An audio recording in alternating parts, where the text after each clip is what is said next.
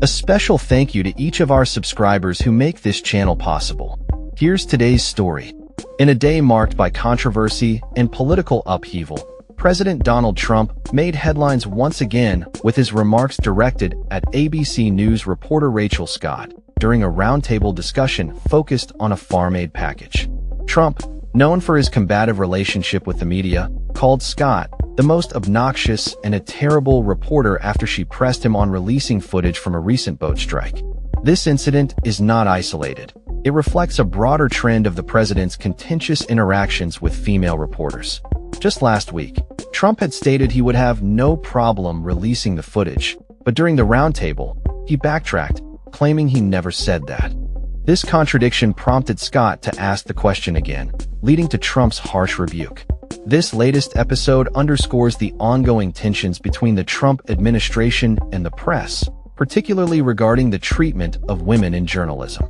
Meanwhile, the political landscape continues to shift. Trump's former personal lawyer, Alina Habba, who served as the U.S. Attorney for New Jersey, has resigned following a federal appeals court ruling that deemed her appointment unlawful.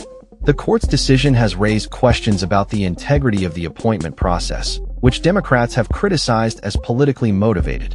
Senators Cory Booker and Andy Kim issued a statement celebrating Habba's resignation, calling it a troubling chapter in New Jersey politics.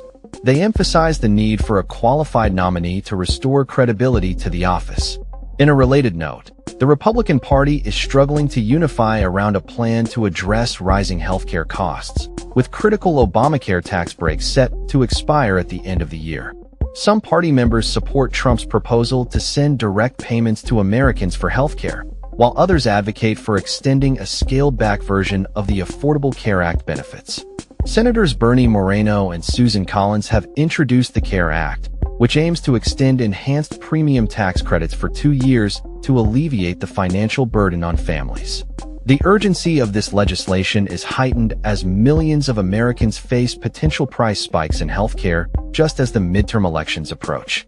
In Washington, D.C., Police Chief Pamela Smith announced her resignation after a tenure marked by significant challenges, including the controversial deployment of the National Guard during protests. Smith expressed pride in her accomplishments, but acknowledged that crime rates remain a concern. Her departure signals a potential shift in law enforcement leadership as the city grapples with public safety issues. On the technology front, President Trump revealed that the U.S. will permit NVIDIA to sell its advanced H200 chips to approved customers in China, marking a significant development in the ongoing tech rivalry between the two nations. The president stated that the U.S. would take a 25% cut of sales, and Chinese President Xi Jinping responded positively to the announcement. This decision follows a protracted negotiation process regarding the accessibility of critical AI technology to China. In entertainment news, Jimmy Kimmel has secured a 1-year extension for his late-night show, Jimmy Kimmel Live. Amidst uncertainties in the late-night television landscape, Kimmel's contract, which was set to expire in May 2026, will now continue through May 2027, providing some stability in an industry facing significant changes. Finally, the Department of Transportation, led by Secretary Sean Duffy, is launching initiatives to make holiday travel easier for families. Duffy emphasized the importance of kindness during travel and announced grants for airports to enhance family-friendly infrastructure. As the holiday season approaches, these efforts aim to alleviate some of the stress associated with traveling with children. Overall, the political and social climate remains dynamic, with ongoing debates about healthcare, law enforcement, and the relationship between the administration and the media. As these stories unfold, they will undoubtedly shape the narrative leading up to the midterm elections and beyond. That's all for this story. We upload videos every day covering many different subjects, so hit that subscribe button to stay informed. Thanks for watching.